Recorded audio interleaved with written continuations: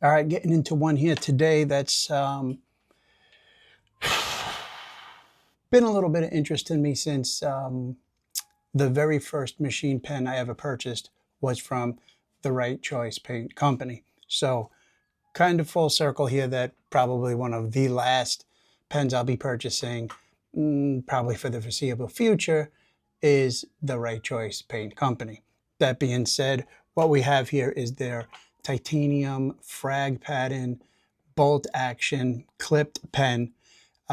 This one comes from made in the USA, Tucson, Arizona. And this one's interesting because it's the first pen in titanium that I've had in grade 9. That's as per their website. This has a reverse L, somewhat of a J, reverse L action with a very stiff clip. And the bolt slide, the handle, and the clip holder all made from grade 5 titanium. The clip is stainless steel. The diameter is 0.375. The length 5.18 inches, and it comes in at 23.7 grams. So this is it's a different feel, especially when I grab something like Artmog titanium. It's just got a very different feel. I'd say it feels closer to aluminum than it does titanium, but that's just my tactile, personal feel. This one is taking the EnerGel refill, and here we have it. To me, I would have to shave this length down a little bit aesthetically to get it a little more pleasing, how I have done on this EnerGel. To me, that's just sitting perfect. Again, a lot of the things that we do in this hobby around EDC go towards personal preference. What works for you? What do you like? The price, that's what I like. This pen comes in under $100 as per the title. Is it up there in one of the better pens that you can buy for under $100? Well, we'll have to stack it up and see. I love the price. I love the weight. Coming in at 23.7 grams. Anything between 20 and 30 for me, maybe 32 grams, the heaviest for my personal preference. And usually, my daily journaling lasts between 15 and 20 minutes. So fatigue will start to set in with anything heavier. And that was a reason I have let go of probably every pen that I had that came in weighing over 32 or 33 grams. I can't remember exactly what the cutoff was, but that's where we were. The action, I do like the action. It's got a short throw, and it is snappy, responsive, almost never miss. It's not hard to actuate, and this bolt pattern here is, it's not elongated. It's a short throw with a nice little hook on it. Works real nice.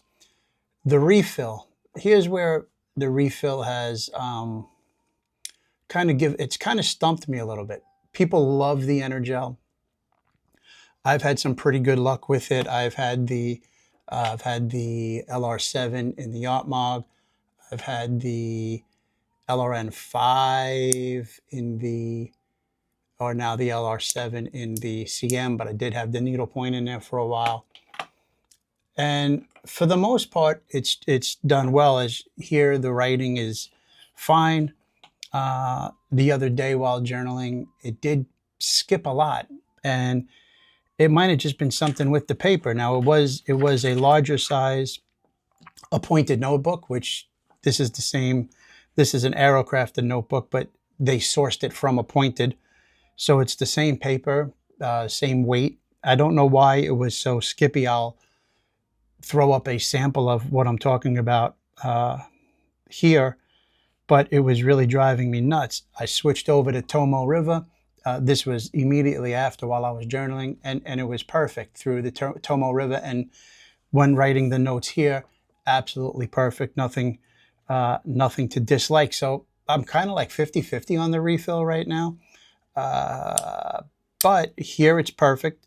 No skips, clear, dark line, glides across the paper. So maybe it was just something in that run of the paper, or that page in particular. Let's see. The dislikes for me on this are going to be the feel. Also, the design of this, having a split grip between, split milling between the frag pattern, and then having these grip lines milled in. I don't understand. I don't understand the inconsistency of it. If you look at something like the SPP Dragon, it's the all the way down to the tip, and I don't know. It's a little, for me, doesn't work. Not a fan of it. Not a fan of the clip either. This clip looks huge for such a not a small pen, but if you look at the pen size compared to this older older Parker size CM, the clip just doesn't. The clip is tremendous. Clip is huge. So not a fan of the clip. Again, the refill, I had to put the refill in the like and the dislike because I was 50-50 on the refill.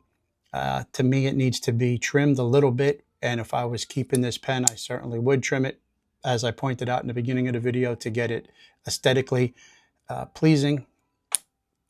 How does this tip wiggle?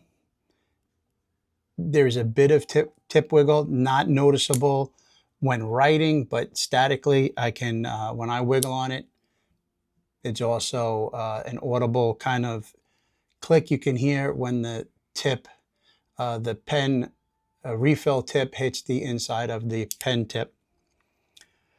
How does it stack up?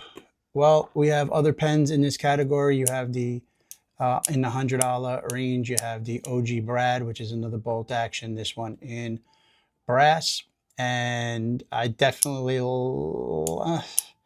I think I like the Right Choice Paint Company a little bit more than the OG Brad because of, one, I'm not a huge fan of the brass.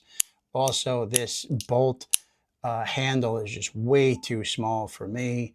It's quite annoying, but also runs a different refill, but that's neither here nor there because I put a refill that I really like in it. And then probably my favorite pen of all time under $100 is the Aerocrafted Contrail. This one is in the Ultim because it's balanced perfectly. When it's not posted, it's damn near disappears in a pocket or a sleeve. The weight is perfect. And when I had developed this refill adapter so I could run an SXR 200, replacing the G2 Mini that was in it, this pen was perfect. So it's going to be very hard to beat this pen for under $100, whether you use the refill or not, or the refill adapter or not. This one, very hard to beat. All in all, is this the best pen for under $100? It's not the best pen, but again, that's preference. I also don't like the placement of this clip is odd, throwing the bolt all the way to almost 180 degrees behind it. I don't get that either. When you look compared to the bolt on this CM, it is on the side, although it does, this also does have a different bolt pattern. I don't know. Again, these are aesthetics, and aesthetics are pleasing to individuals. This is, on the back end of it, not a huge fan of it. Really nothing else to compare it with. OG Bolty, but again, the pattern moves in the opposite direction, but still starts much higher. So is it a solid pen for under $100, 100%. Can I recommend the pen? Yes, I can. It feels great in hand for the most part if you're not particular to the different feel of the titaniums. If you don't mind the two different texture feels between the grip lines and the frag, you know, I think it's more of a miss than a hit. But can you go wrong for? I guess you could go wrong for $100. And $100 is not, throwaway money, but compared to some of these other pen prices, it certainly is on the much cheaper end. So all in all, it's a 50-50 for me. I'm not keeping it if that's any indication. Currently up for sale, but not bad. Certainly not as nice as the first pen I had from the Right Choice Pen Company, which was a zirconium click pen. That thing was beefy, had some weight to it. The click was very fidgety, and I just liked it more. But that was also the first pen I ever purchased in this machined pen field. So maybe I didn't know what I didn't know, and that's all I got to say about that. All right, on to some others and see what else we got. Take care. Have a good one.